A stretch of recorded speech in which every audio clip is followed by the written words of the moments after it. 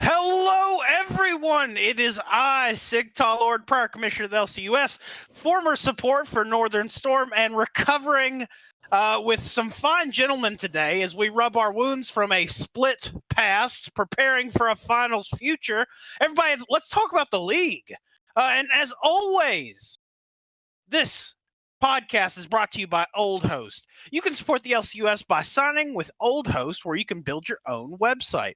Go to www.oldhost.net and click promotions for details. For every sign up using the coupon code LCUS, 100% of all profits will be donated back to us. Time is limited for this promotion, so sign up today and help support the LCUS. Split's coming to an end, folks. This coupon code's going to go away, so come on, get on it. Get them websites pumping out.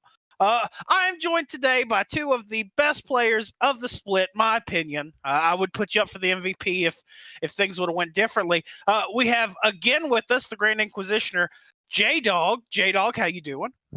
Doing just fine, Sig. Very good, very good. And the monster support that put nightmares in my dreams all the way up until this point.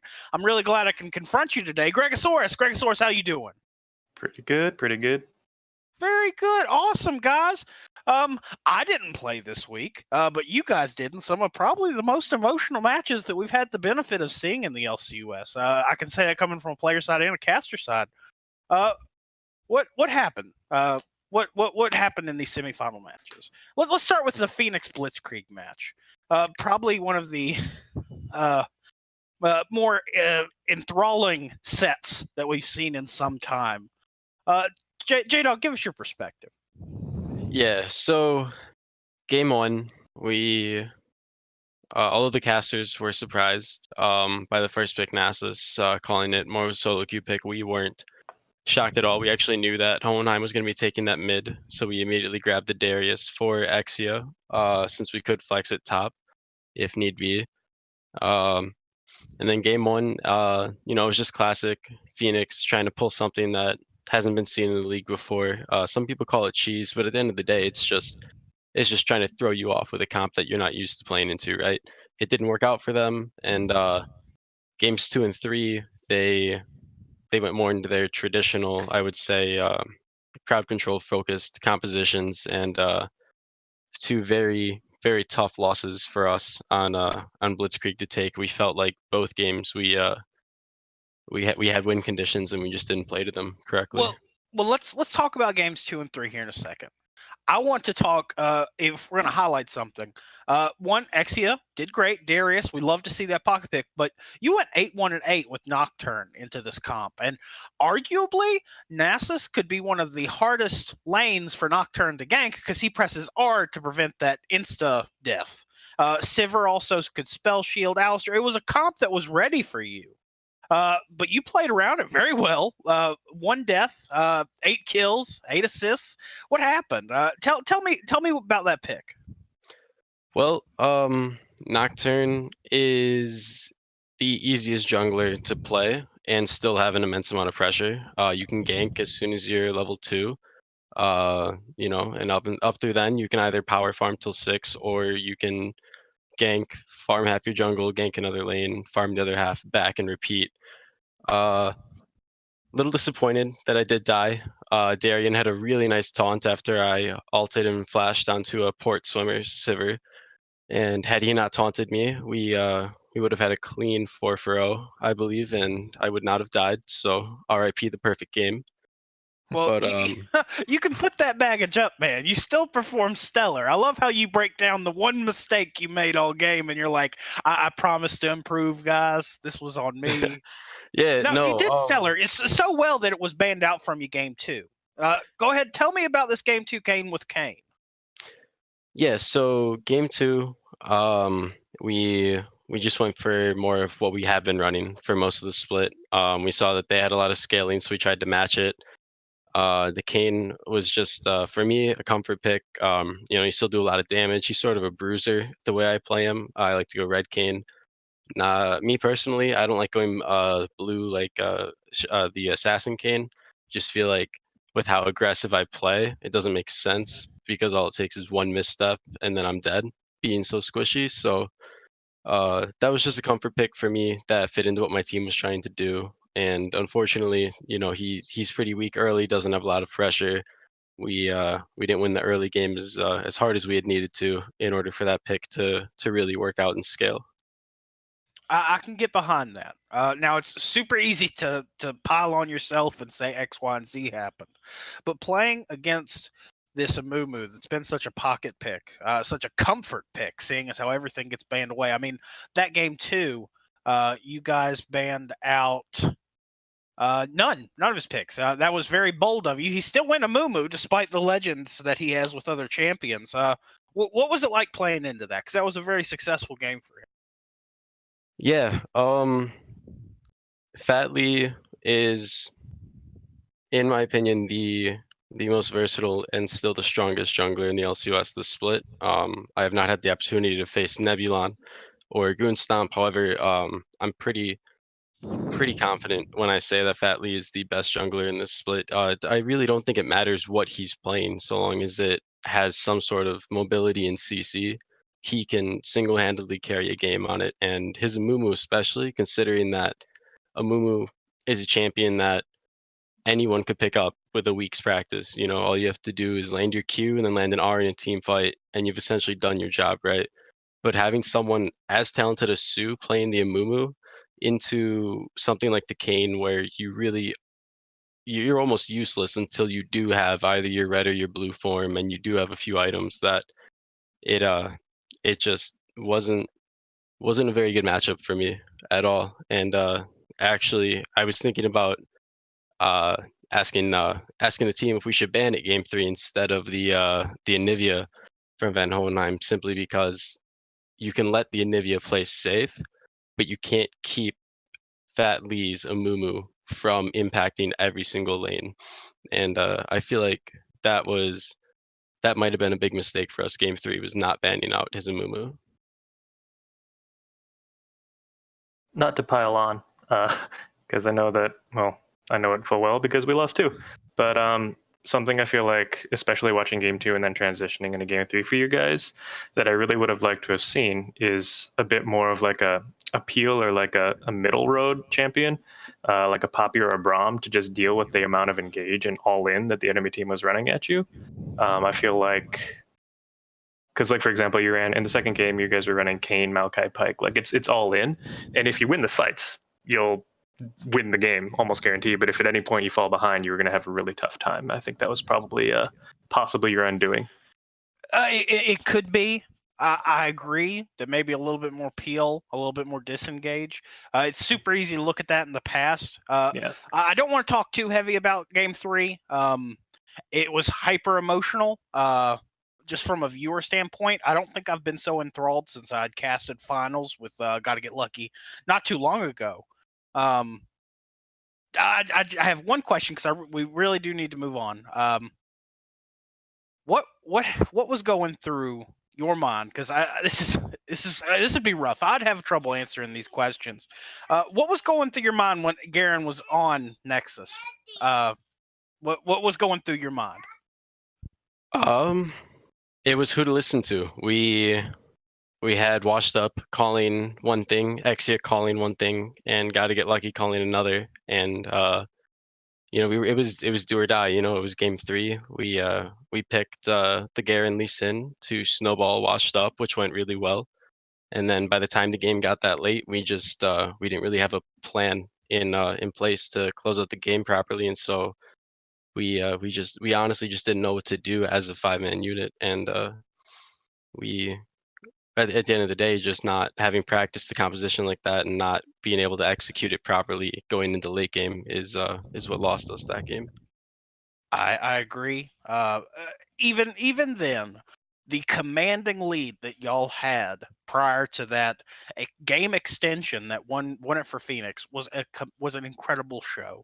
This entire split, Blitzkrieg have destroyed expectations, and a lot of that's on your shoulders. You did a great job, J-Dog, and we are absolutely so thankful for solid players like you. So thank you. But sadly, Team Phoenix did walk away with the win on this one, folks. And Team Phoenix are going to be moving on to the finals for this upcoming week. But we'll talk about that in a minute.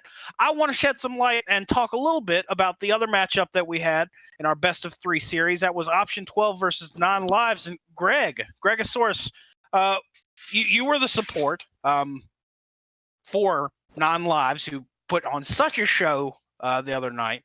Tell me about that set. Well, we did have some might call it the disadvantage, but I would call it the advantage of playing Option 12 in the final week of the regular season and getting absolutely spanked by them. So we knew right off the bat what we wanted to do as far as pick ban.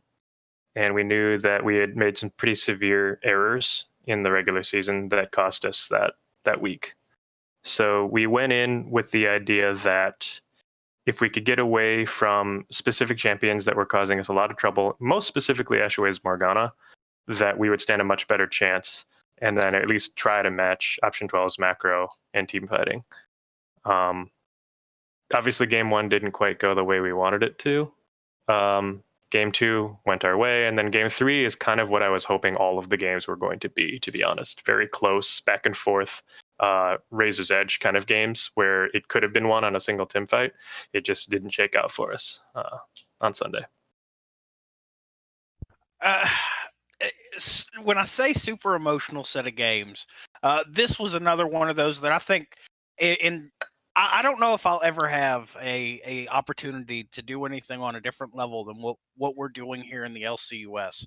But this set of games, along with the other set with Blitzkrieg, it was some of the most intense play on a level that we're on I'd ever seen, and it was such a show. Looking at your Game 1, you had played Lulu. You had played Thresh. That Thresh is probably one of the most intimidating Threshes I've ever had the honor of playing against, and you did pretty well with it. 2-5-7. Brandana on Xayah. Looks like it was the mid lane that caused y'all trouble. What was your thought process in that Game 1 going against Lucia and Sona? My hope is that if they ever extended a little bit too far forward, that I could land a flay and then initiate a solid fight on them. Ace and Ashway, to their credit, didn't do a whole lot of that. Honestly, that seems to be, and I can say this now because I don't think I'm giving anything away. Season's over for us.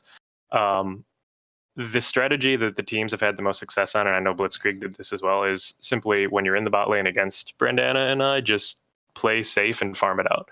Because if we get ahead, odds are we're going to keep getting further ahead. And Ace and Ashway did a very good job of just not allowing us to do that. Yeah. They did. But that did not.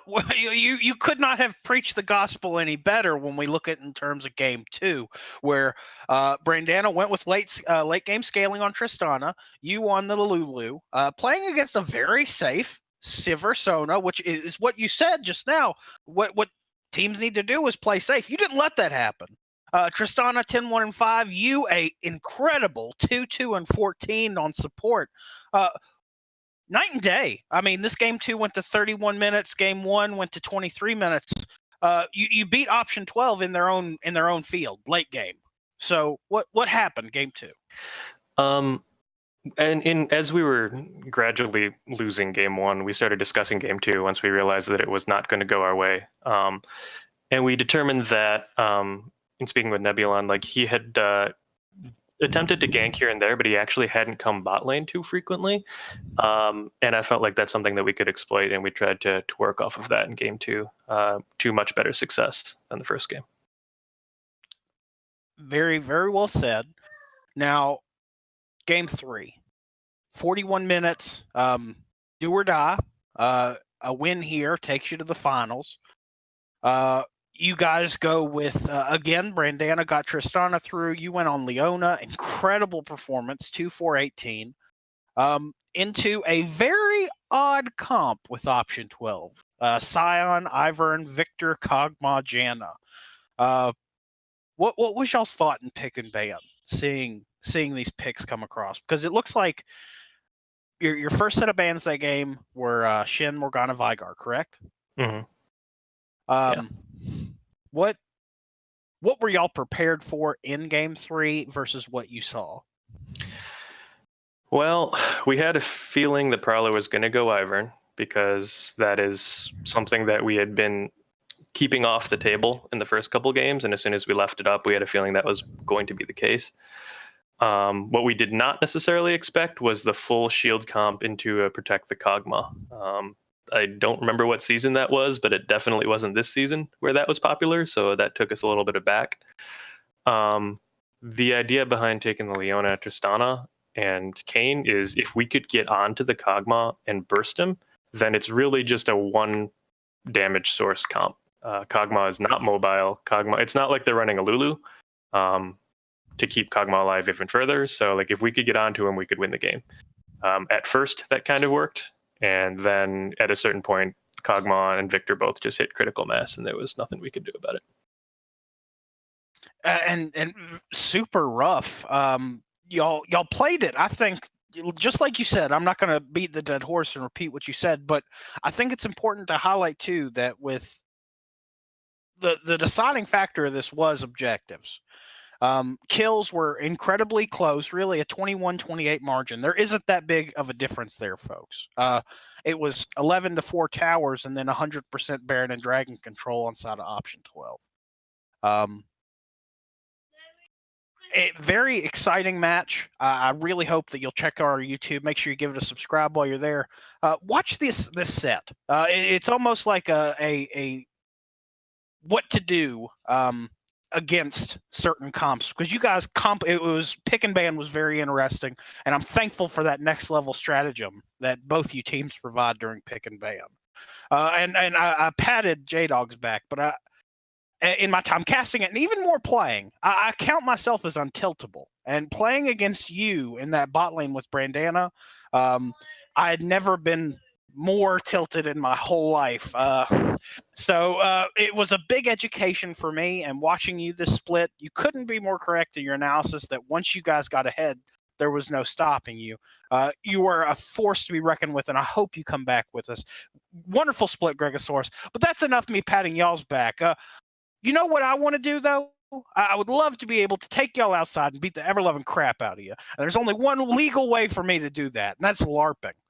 Which brings us to our sponsor, Nero. Nero takes the massive battle arena offline too with Nero LARP. Nero LARP is a live-action role-play that has chapters all over the United States. Visit NeroLARPonline.com for more information. We have a patch to talk about. It's not going to have an impact on finals. Again, coming, folks. Stay with us. Talk to me about this patch, you guys. Let's just round table this stuff. What should I be looking at? What's the next big thing? So, yeah, a couple of big changes to the Assassins mid lane. Akali and LeBlanc had their early games nerfed a little bit. Akali will no longer be able to spam her Shroud early game as much as she was able to previously, so it'll make ganking her a little easier in the early to mid game. And then LeBlanc's W base damage was lowered by 10, so pushing LeBlanc under tower early game will also impact her ability to roam, as it will take her longer to clear the minions out from under tower. And then you've got Pyke, who was changed. It kind of pushed towards more of a lethality build rather than a tank build. And to me, those are easily the three biggest changes in this patch. Yeah, definitely the Pyke. As soon as I saw the Pyke changes coming through, I was like, oh man, this could be really exciting for finals. Oh wait, that's not going to apply. And even if it did, the two supports that are in the finals are not too likely to play Pyke. But I think across the board, outside of the LCUS, that's going to be a really interesting change because it's going to cause Pykes to be a little bit more easy to pin down, I think, and easy to take out. And I think that is going to move him out of the range of comfort for a lot of players. I agree. I think it's definitely going to have a big effect on his playability on lower ELO players or maybe even less mechanically skilled players. My question for y'all is these past multiple months we've been dominated by the Time Warp Tonic meta. Almost everybody's picking up the elixirs. Everybody's running Time Warp Tonic in all lanes. What is the replacement? What do we look for now? What's going to be happening when I hop into solo queue? during the in between seasons? Personally, I feel like a lot of people are still going to take the Time Warp Tonic. The changes weren't major. The potions and biscuits no longer last 20% longer, but you do still get the movement speed buff. And Time Warp does not increase the effects or the time of elixirs anymore, but at the end of the day, it's still the same amount of sustain, just in a shorter period of time and kind of more immediate. So it seems to me that taking this is better for immediate trades rather than simply sustaining through laning phase. Okay. Yeah, I'd agree with that. I don't necessarily think that it's going to make it unusable. I think you look at all the other options. It's like, well, is there anything that's better than that? And maybe not, depending on what you're trying to do. But if you're specifically looking for that sustain, there really isn't going to be a better choice than this, even with the nerfs or changes, I guess. Okay. Another follow-up question. Nunu did receive that Q buff, as well as his base attack increase. He's been seeing more quality of life changes each one of these patches since the rework. Do you think that he's eventually going to reach this level of dominance? I think that they want from him. Is this eventually leading to that? Yeah, maybe in sometime in the middle of season 9, Nunu might, if they keep buffing him slightly every patch or two as they've been doing, he might be at a level where you see him in higher elos and potentially professional play. But right now, I mean, all this specific patch did was make his early jungle clear a little easier for him, a little quicker. Outside of that, there's really no change to how Nunu's going to be played. So immediately and into the preseason, I don't believe he's really going to be much more relevant than he is now. But there's potential for it definitely during the middle of season 9. Yeah, the thing with Nunu, in my opinion, is that he's one of those champions where it's like, sure, he's decent, but there are so many champions in the same position who do that job better. Why would you take him? I agree. I agree heavily, and that's why I think these continual quality increases are eventually going to make him see play, but it will get to a point where he's going to be 100% pick ban, and it won't be a fun meta. So I'm not looking forward to that. But incredible breakdown. Thank you, gentlemen. Before we talk about finals, a word from one of our sponsors, Foster Adventure. Foster Adventure enhances the lives of teens in care by funding social, athletic, and educational opportunities and items that give a sense of normalcy in to teens in care, promoting friendships, life skills, higher education, and hope in their future. Donate today. Opportunity awaits. And as always, folks, head over to our Twitch. If you're watching us on Twitch right now, which is the only way, scroll down, click the orange button, donate. With the holiday season coming up, they do a whole lot of good in the community, providing for teens, teens that are in the foster system in the state of West Virginia. They could really use your support, and we appreciate them supporting us. Finals, gentlemen, we are in the Thunderdome. We are ready to see two Titans collide. We're going to leave our Band-Aids on, but we're going to talk about who's going to walk away from this victorious, who's going to be the real champions. We have a potential 5-game series, folks. For those that don't know, our final sets are best of 5. I'm getting too excited, folks. Little girl's telling me to calm down. I'm sorry. I don't know if y'all can hear it, but she's informing me I need to calm down. What's going to happen? Gregosaurus, give me your expert level breakdown of this matchup. Option 12, Phoenix. Well, it's simple math.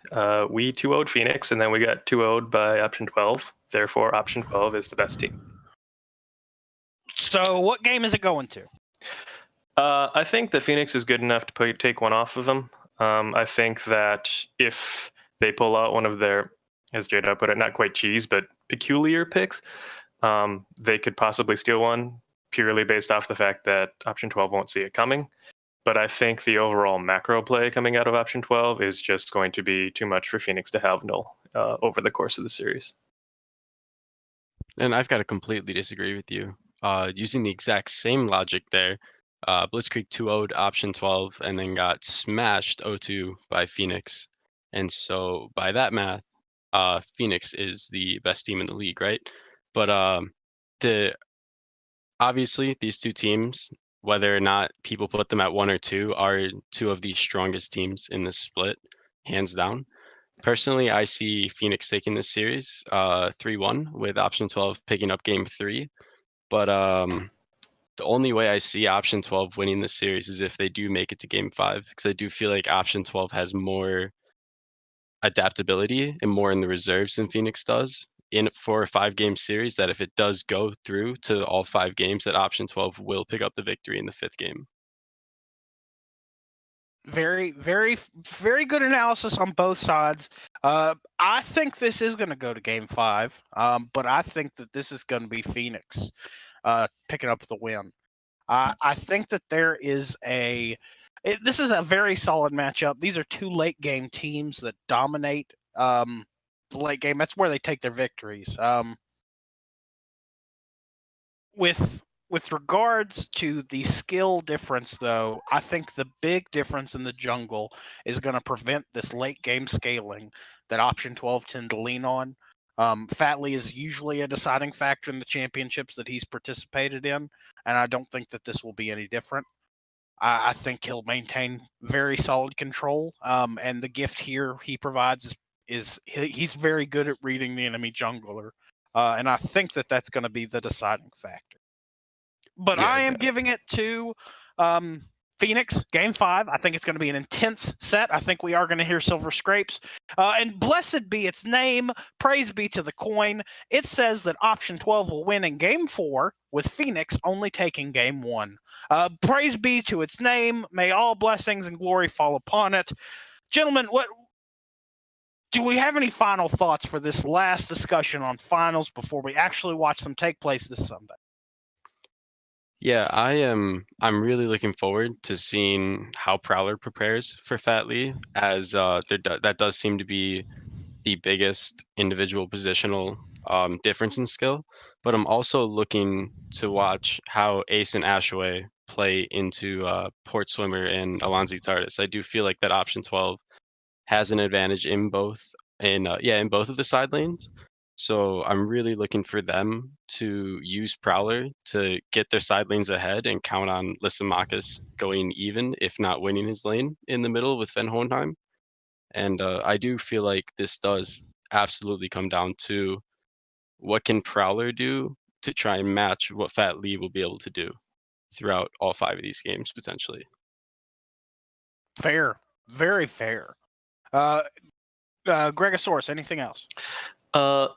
I don't want to give too much of the prep that we did for Phoenix away, because I feel like that is up to Option 12 to figure out on their own to an extent. But if they can figure out what we figured out about dealing with Phoenix, I think that this could be a very one-sided match, even more so than I predicted, simply because while Phoenix is very skilled and individually they're very strong, if you can dismantle their team fighting, which is where it gets to be incredibly scary to face them, you can just take them apart piece by piece with the macro, which we know that Option 12 has. So it'll be interesting to see. It will be.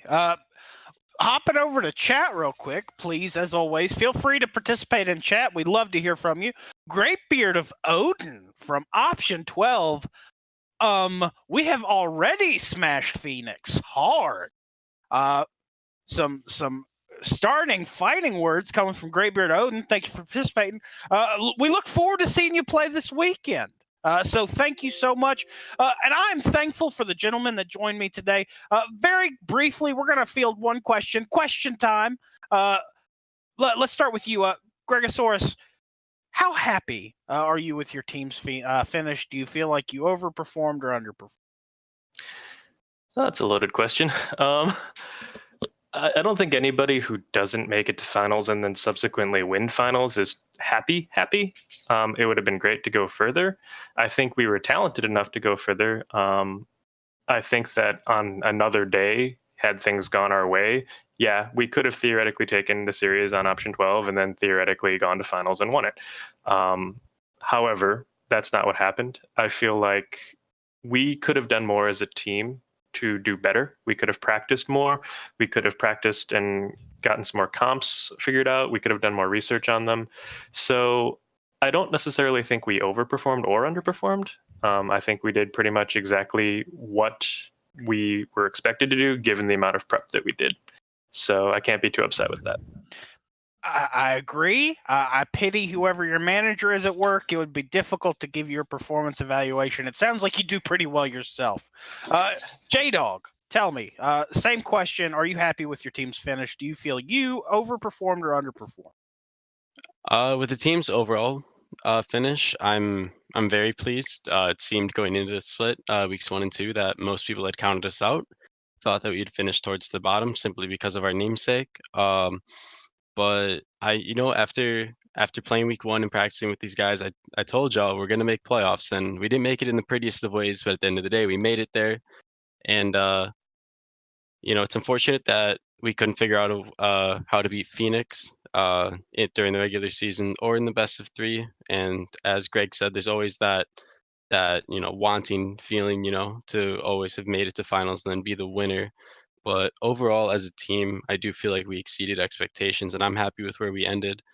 The one thing that I think we could have improved and then taken to the finals and won the finals with was simply coordination, leadership, shot calling, figuring out from the get-go who was going to be our shot caller, and practicing with simply one shot caller throughout the split. We tried going between 2 and 3 at a time, and had we the coordination that teams like Option 12 and 9 Live seem to have, I do feel like Blitzkrieg would have had the ability to blow any team this split out of the water. But we just didn't figure that out. And at the end of the day, we made it to semis. We didn't make it to finals, and you can't be too disappointed with that.